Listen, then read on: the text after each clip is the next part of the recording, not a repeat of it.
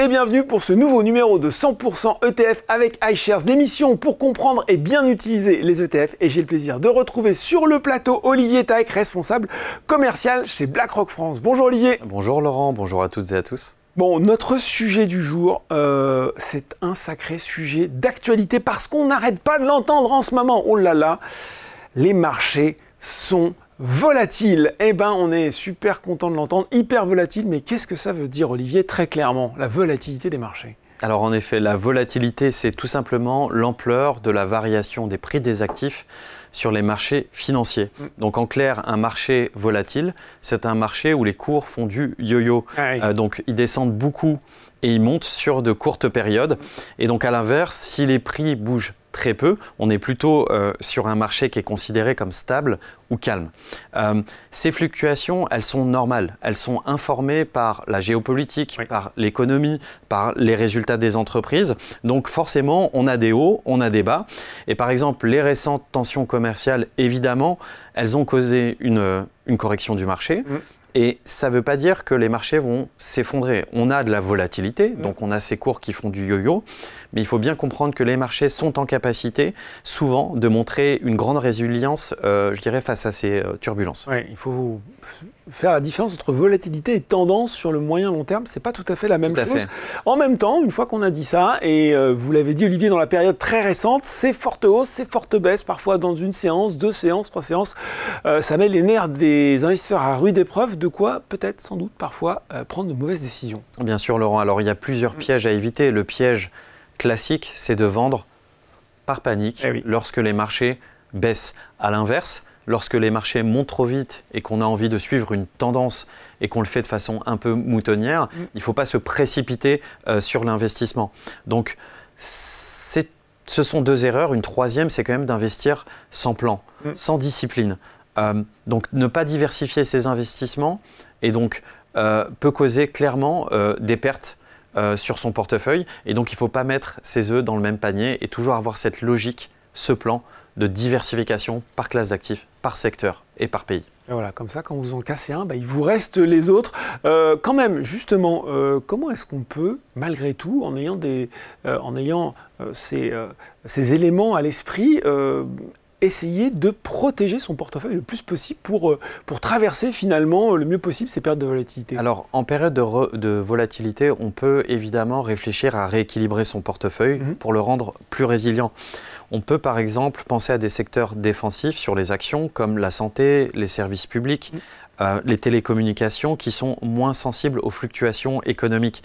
Donc adopter des stratégies comme celle-ci ou celles qui se concentrent sur les actions à faible volatilité. Qu'est-ce que ça veut dire les actions à faible volatilité? C'est celles qui ont démontré sur le long terme une plus faible volatilité, qui vont donc mieux réagir lorsqu'il y a des secousses de marché. On peut aussi réfléchir à des entreprises ou en tout cas des fonds qui proposent des actions qu'on appelle de qualité. Donc les actions de qualité, ce sont des entreprises qui sont identifiées comme solides, comme financièrement stables, comme ayant des bilans sains et une gestion efficace, en tout cas du bilan.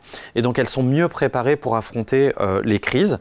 Et enfin, on ne le dira jamais assez, investir régulièrement sur le long terme, ça permet de traverser ces périodes de volatilité. Oui, on le répète, on le martèle dans chaque numéro de 100% ETF. On a beaucoup été sur les actions. Est-ce qu'il y a d'autres classes d'actifs qui sont intéressantes dans ces périodes de volatilité, toujours dans une optique de protection du portefeuille? Bien sûr. Alors la diversification passe aussi par la diversification des classes d'actifs.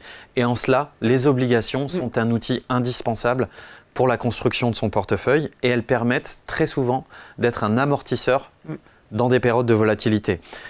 Chez BlackRock, on pense plutôt aux obligations à court terme, aux obligations à maturité courte, 1, 2, 3 ans, qui peuvent offrir une stabilité précieuse dans ces périodes un petit peu chahutées. On pense aussi à l'or. L'or, c'est souvent une belle diversification, en tout cas une valeur refuge en période de crise. Il est décorrélé très fréquemment des obligations et des actions, et je dirais même sur le long terme. Et cela peut aider à compenser les pertes qu'on peut subir dans des moments de volatilité, de chahut sur les marchés. Bon, mais quand même, Olivier, on est dans 100% ETF ici. J'imagine que les ETF sont également un bon outil pour protéger son portefeuille. Tout à fait. Et une des dernières innovations, ce sont les ETF actifs qui au sein même de l'ETF, gèrent de façon active les investissements actions, les investissements obligataires. Et donc, ils vont pouvoir évoluer leur composition et différencier les secteurs, les différentes stratégies en fonction du contexte macroéconomique. D'accord. Et donc, c'est une des dernières innovations au travers d'un ETF. Et donc, ça peut être une très bonne idée pour diversifier son portefeuille aussi, d'accéder à ces ETF actifs. Bon, on a aussi, j'imagine, des ETF obligataires. Vous parliez des obligations, de leur intérêt. Tout à fait. Ouais. Les ETF obligataires sont disponibles. Et donc, sur des maturités courtes, je le disais, c'est plutôt ce qu'on prône chez iShares. Et donc, vous avez, grâce à un ETF obligataire, de maturité courte, accès à de nombreux sous-jacents obligataires. Donc, vous allez avoir une diversification au sein même de cet ETF obligataire que vous souhaitez investir sur des maturités courtes. Ben voilà, ETF actif, ETF qui donne accès à des actions à dividendes ou à secteur défensif, ETF obligataire, toute une gamme de solutions pour protéger votre portefeuille en période de volatilité. Merci beaucoup Olivier. Merci Laurent. 100% ETF, c'est fini pour aujourd'hui, mais on se retrouve très bientôt pour un nouveau numéro.